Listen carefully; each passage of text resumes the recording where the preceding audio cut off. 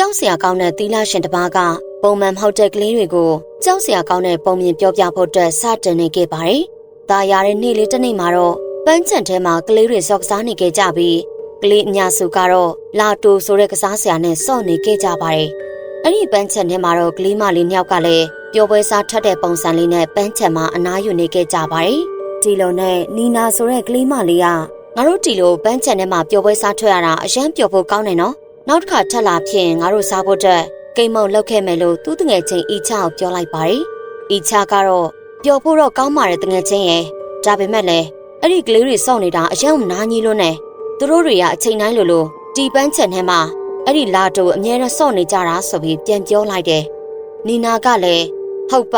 ါဒီပန်းချံကသူတို့လာတိုစော့ဖို့အတွက်ဖွင့်ထားပေးရကြနေရပဲ။အယံမနာကြီးတာပဲဟာ။အီချာကလည်းလာတိုစော့နေတဲ့ကလေးတွေကိုဟေးနင်တို့စော့နေတာအယံဆူညံလို့နဲ့အဲ့ဒီချိန်မှာတော့ကောင်လေးတယောက်ကအီချာကို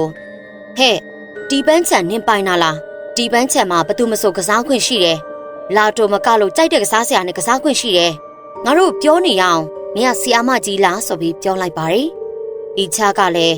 နင်တို့တွေစော့နေတာအယံကိုစူညံလုံးနဲ့ဟာနင်တို့ရဲ့ကစားဆရာတခြားလူတွေအနောက်ရှက်ဖြစ်စေတယ်လို့ပြန်ပြောလိုက်ပါတယ်အဲ့ဒါနဲ့ပဲကောင်လေးကအီချာကို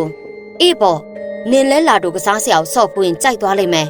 နင်လည်းစော့ကြည့်ပြီးမှအရန်စော့လို့ကောင်းပါတယ်ဆိုပြီးဖြစ်သွားလိမ့်မယ်။မြင်လားလာတိုကအရန်စော့လို့ကောင်းတာပဲလို့ပြန်ပြောခဲ့ပါတယ်။ဒီလိုနဲ့အီချလည်းပန်းချံမှာမနေချင်တော့တာကြောင့်နီနာကိုငါအိတ်ချင်တယ်လို့ဖြစ်နေလို့ဒီနေ့တော့တလောက်နဲ့ပဲပြန်ကြရအောင်နော်။အိမ်စာလုပ်ဖို့လည်းမမေ့နဲ့အောင်။အိမ်စာမပြီးရင်မနှက်ဖြန်ဆီယမရိုက်တာခံရမယ်လို့ပြောလိုက်ပါတယ်။နီနာကလည်းအဲ့ဒါဆိုလဲပြန်ကြမယ်လေ။နောက်မှထပ်တွေ့ကြမယ်တကယ်ချင်းရေ။ပန်းပိုင်အီချဆိုပြီးနှုတ်ဆက်လိုက်ပါတယ်။အီချလည်းနီနာကိုလမ်းမှာကျူးဆိုင်ပြန်ဖို့မှားလိုက်ပြီး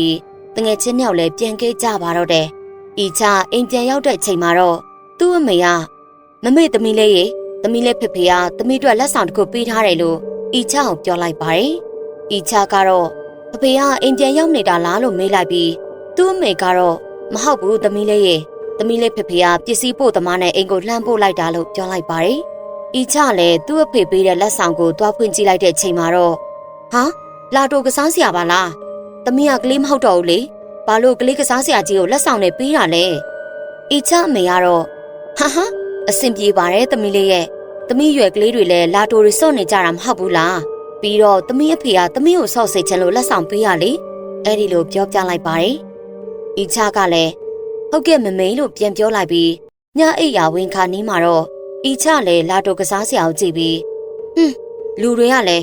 ဒီလိုစိတ်ရှုပ်ဖို့ကောင်းပြီးစူညံနေတဲ့ဟာအောင်များစော့နေကြသေးတယ်။ဘာပဲဖြစ်ဖြစ်လေငါလည်းစမ်းစော့ကြည့်လိုက်အောင်မယ်။ဟဲအရင်စော့လို့ကောင်းတာပဲ။ပျော်ဖို့လည်းကောင်းတယ်။အဲ့ဒီချိန်မှာတော့အီချရဲ့အမေကအခန်းထဲဝင်လာခဲ့ပြီးအစောကတော့ကလေးကစားစရာလို့ပြောပြီးအခုကျတော့လာတိုစော့ရင်းနဲ့ပျော်နေလိုက်တာများကြည့်လိုက်ပါအောင်ကွယ်လို့ပြောလိုက်ပြီးအီချကတော့ဘာကိစ္စရှိလို့လဲမမေလို့မေးလိုက်ပါတယ်။အီချအမေကတော့ဘာကိစ္စမှမရှိပါဘူးသမီးလေးရဲ့စော့နေတာရက်ပြီးအိမ်စာလုပ်တော့လေအဲ့ဒီလိုပြောလိုက်ပြီးအီချာကလည်းဟုတ်ကဲ့ပါမမေလို့ပြောကစော့တာကိုရပ်လိုက်ပါတယ်မနက်ကျောင်းရောက်တဲ့ချိန်မှာတော့အီချာကဟိတ်တငယ်ချင်းငါဖေရလေငါ့ကိုလာတိုကစားစရာကိုလက်ဆောင်ပေးထားတယ်ငါစော့ကြည့်တာအရင်လေးစော့လို့ကောင်းတယ်ပျော်ဖို့လည်းကောင်းတယ်နီနာကိုပြောပြလိုက်ပါတယ်နီနာကတော့ဟာနေကငါတို့နဲ့ပေါင်းနေပြီးတော့အဲ့လိုကလေးကစားစရာတွေနဲ့စော့နေတော့လာ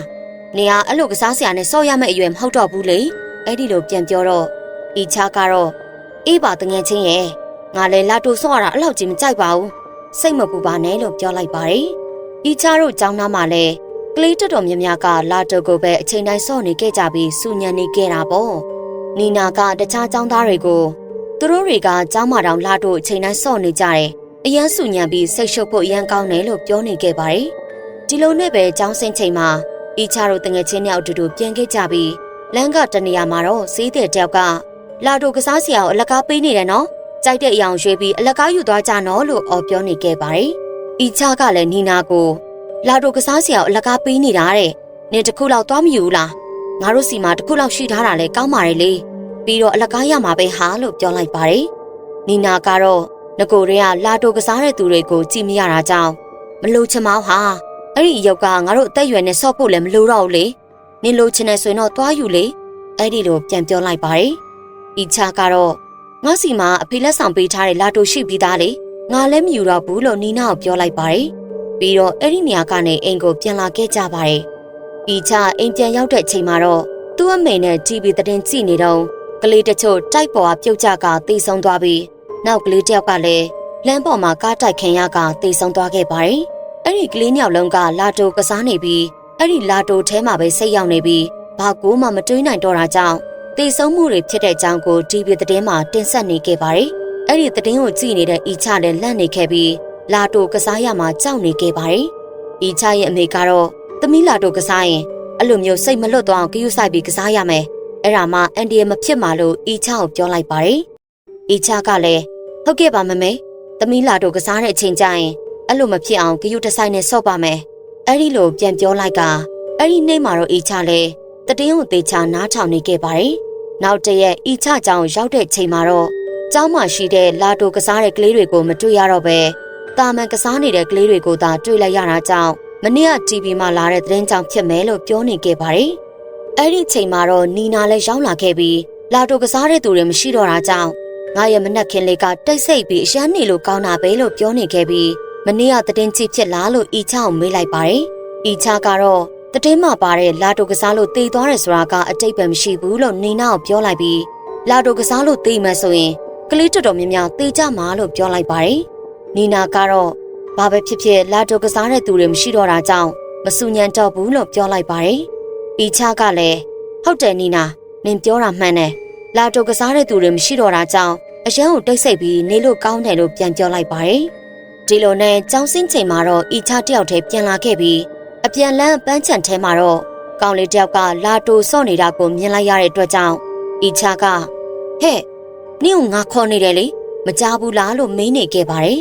လာတိုစော့နေတဲ့ကောင်လေးကတော့တရင်ထဲမှာပါတယ်လို့ကြောင်တောင်တောင်ဖြစ်နေခဲ့ပြီးအီချဆက်တိုက်ခေါ်နေတဲ့အချိန်မှာတတိပြန်ဝင်လာခဲ့ပါတယ်လာတိုစော့နေတဲ့ကောင်လေးတတိဝင်လာတဲ့အချိန်မှာတော့ဟာ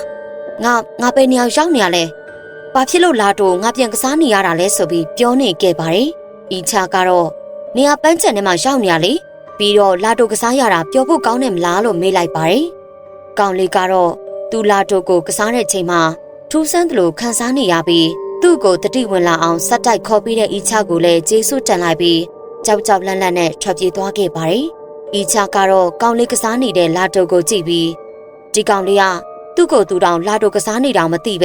ဲကြောက်လန့်နေတာကိုတတိထားမိပြီးမနေ့ကသတင်းမှလည်းတေသွားတဲ့ကလေးတွေကလာတိုကစားပြီးဒီလိုဖြစ်သွားတာနေမယ်ဆိုပြီးစမ်းစားမိခဲ့ပါတယ်။အဲ့ဒါနဲ့ပဲအီချကလာတိုနဲ့ပတ်သက်ပြီးတခုခုထူးဆန်းနေတာကိုခန်းစားမိကကြောက်စိတ်ဝင်လာပြီးအိမ်ကိုအမြန်ပြန်ဖို့ဆုံးဖြတ်လိုက်ပါတယ်။အီချပန်းချန်ထဲကထွက်လာတော့မှပဲလာတိုကိုအလကားပေးတဲ့ဈေးသည်ကိုတွေ့လိုက်တာကြောင့်သူနဲ့တခုခုပတ်သက်နေရမယ်လို့စမ်းစားမိပြီးအဲ့ဒီဈေးသည်နောက်ကိုလိုက်သွားခဲ့ပါတယ်။အီချလိုက်သွားတဲ့ချိန်မှာတော့ဈေးသည်ကနန်းတော်လိုရဲတိုက်ကြီးတဲ့ဝင်သွားခဲ့ပြီးအီချလည်းရဲတိုက်ကြီးကိုကြည့်ပြီးထူးဆန်းတဲ့ခန်းစားချက်ကိုရနေခဲ့ပါတယ်။ဒီလိုနဲ့အီချလည်းရဲတိုက်ထဲကိုဆက်လိုက်သွားခဲ့ပြီးအဲ့ဒီမှာတော့ဈေးတွေကငါရဲ့တာဝန်ကအောင်မြင်နေပြီ။လာတိုကိုကစားတဲ့သူတွေ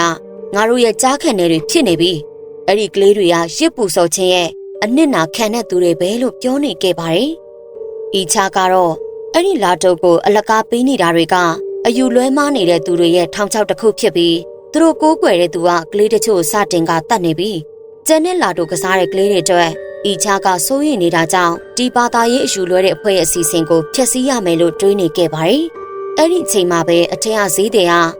ငါတို့ရဲ့အောင်မြင်မှုအတွက်အောင်ပွဲခံကြရအောင်လို့ပြောနေခဲ့ပြီးဈေးတဲ့အဖွဲ့ဝင်တွေလည်းလာတိုကိုအသက်မရှိတဲ့လူတယောက်လိုကစားနေခဲ့ကြကမျက်လုံးကနေလည်းသွေးတွေစီးကျနေခဲ့ပါတယ်။အဲ့ဒီမြင်ကွင်းတွေကိုမြင်နေရတဲ့အီချလည်းကြောက်လန့်ကရဲတိုက်ကထွက်ပြေးသွားခဲ့ပြီးအိမ်ကိုပြန်သွားခဲ့လိုက်တယ်။နောက်တစ်နေ့မှာတော့အီချကြောင်းသွားရင်းနဲ့ပန်းချံမှာလာတိုစော့နေတဲ့ကလေးတွေကိုထပ်ပြီးတွေ့လိုက်ရပါတယ်။လာတိုစော့နေတဲ့ကလေးတွေကလည်းအသိစိတ်မရှိတဲ့လူတစ်ယောက်လိုဖြစ်နေတာကြောင့်အီချလည်းအဲ့ဒီကလေးတွေကိုရစ်ပူစော်ခံမှုကနေလွတ်အောင်ကူညီပေးမယ်လို့ဆုံးဖြတ်လိုက်ပါတယ်။အဲ့ဒီလိုနဲ့အီချကလာတိုစော့နေတဲ့ကလေးတွေကိုအော်ခေါ်နေပေမဲ့တရားမှစကားပြန်မပြောတာကြောင့်စော့နေတဲ့လာတိုတွေကိုယူလိုက်ပါတယ်။အီချလာတိုကိုယူလိုက်ပြီးမကြခင်မှာတော့ကလေးတွေကအသိစိတ်ဝင်လာပြီးငါတို့ပဲနေအောင်ရောက်နေတာလေလို့ကြောက်လန့်တကြားနဲ့ပြောနေခဲ့ပါတယ်။အီချကလည်းနင်တို့တွေဘာမှမဖြစ်ပါဘူး။အားလုံးအဆင်ပြေတယ်။ နောက်ဆိုရင်နင်တို့ဒီအနီရောင်လာတိုကစားစရာကိုထပ်ပြီးတော့မစော့တင်တော့ဘူးနော်လို့ပြောလိုက်ပါတယ်။ကျန်တဲ့ကလေးတွေကလည်းအီချကိုကျေးဇူးတင်နေခဲ့ကြပါတယ်။ဒီလိုနဲ့အီချလည်းအဲ့ဒီပန်းချံကနေထွက်လာခဲ့ပြီးလမ်းတနေရာမှာလည်းကလေးတွေလာတိုအနီရောင်ကိုစော့နေခဲ့ကြပြီးအသိစိတ်လွတ်တယ်လို့ဖြစ်နေခဲ့ကြပါတယ်။အီချလည်းအဲ့ဒီကလေးတွေလက်ထက်ကလာတိုအနီရောင်ယူလိုက်ပြီးတခြားအယောင်ဖြစ်တဲ့လာတိုနဲ့လဲပေးခဲ့လိုက်ပါတယ်။အဲ့ဒါနဲ့အီချကကလေးတော်များများကိုကယ်နိုင်လိုက်တာကြောင့်သူ့ကိုယ်သူဂုဏ်ယူနေခဲ့ပြီးကြစ်ပူစော်ခံရတဲ့ကိစ္စတွေပြီးသွားတော့မယ်လို့တွေးပြီးပျော်နေခဲ့ပါတယ်။အဲ့ဒီအချိန်မှာတော့လာတိုစော့နေတဲ့အတန်ကိုကြားလိုက်ရတာကြောင့်သွားကြည့်လိုက်ပြီးစော့နေတဲ့သူကတော့လာတိုကိုအယမ်းမုန်းပါတယ်ဆိုတော့သူ့ရဲ့တငယ်ချင်းနီနာဖြစ်နေခဲ့ပါတယ်။အီချလည်းနီနာကိုဆက်တိုက်ခေါ်နေပေမဲ့နီနာကအသိစိတ်ပြန်မဝင်တာကြောင့်နီနာလက်ထဲကလာတိုအနီအောင်ယူလိုက်ပြီးတခြားအယောင်နဲ့လဲပေးလိုက်ပါတယ်။မကြခင်မှာတော့နီနာကတတိဝင်လာခဲ့ပြီးငါပဲရောက်ညာလဲဆိုပြီးပြောနေခဲ့ပါတယ်။ဒီလိုနဲ့ညဘက်မှာတော့အီချနဲ့နီနာတို့နှစ်ယောက်ကအနီရောင်လာတိုတွေကိုစုပြီးမီးရှို့လိုက်ကြပါတယ်။မီးရှို့နေတဲ့အချိန်မှာတော့နီနာကငါလာတိုစော့နေတဲ့အချိန်မှာဘာတွေဖြစ်ပျက်သွားလဲဆိုတာမသိတော့ပဲအသိစိတ်လွတ်တယ်လို့ဖြစ်နေခဲ့ပြီးဘာမှမသိတော့တဲ့အချိန်မှာနေကငါ့ကိုတတိဝင်အောင်လှုပ်ပေးလိုက်တာပဲ။အီချကိုပြောပြနေခဲ့ပါတယ်။အီချကတော့အဲ့ဒီလာတိုအနီရောင်တွေကိုကိုကျိုးတစ်ခုပဲကြည်တက်တဲ့လူအချို့တွေကတမင်ဖြတ်နေတာဖြစ်ပြီးအနီရောင်လာတိုကိုစော့နေတဲ့ကလေးတွေကသူတို့ကိုးကွယ်တဲ့သူကိုရှစ်ပူစော်ဖို့အတွက်ပဲဆိုတာကိုနီနာကိုရှင်းပြလိုက်တယ်။နီနာလည်းသူ့ကိုတတိဝင်လောက်လုပ်ပေးတဲ့အတွက်အီချကိုအရင်ကျေးဇူးတင်တဲ့အကြောင်းပြောနေခဲ့ပါတယ်။နောက်တစ်နေ့မှာတော့ပန်းချန်ထဲမှာလာတိုအနီရောင်နဲ့စော့နေတဲ့သူတွေမရှိတော့တာကြောင့်အီချနဲ့နီနာတို့လည်းစိတ်အေးသွားခဲ့ရကပန်းချန်မှာအပန်းဖြစ်နေခဲ့ကြပါတယ်။အဲ့ဒီချိန်မှာတော့ဖုန်းသုံးနေတဲ့ကောင်လေးကလာတိုကစားနေတဲ့သူတွေကိုစူညံနေလို့ဆိုပြီးပြောနေခဲ့ပါတယ်။အဲ့ဒါကိုမြင်တဲ့အီချတို့နှစ်ယောက်ကကောင်လေးစီကိုရောက်လာခဲ့ပြီးအီချကလာတိုကစားနေတဲ့သူတွေကအဆင်ပြေပါတယ်။ငါတို့လည်းအရင်ကနေ့လိုပဲလာတိုကစားတဲ့သူတွေကိုကြည့်မရဘူး။အခုတော့ငါတို့လည်းလာတိုကစားနေပြီလို့ပြောလိုက်ကကောင်လေးကိုလာတိုတစ်ခုပေးလိုက်ပါတယ်။ဒီလိုနဲ့အီချနဲ့နီနာတို့လည်းပန်းချန်ထဲမှာလာတိုကိုပျော်ရွှင်စွာကစားနေရင်းနဲ့သီလရှင်ပြောပြနေတဲ့ပုံပြင်လေးကလည်းပြီးဆုံးသွားခဲ့ပါတယ်ရှင်။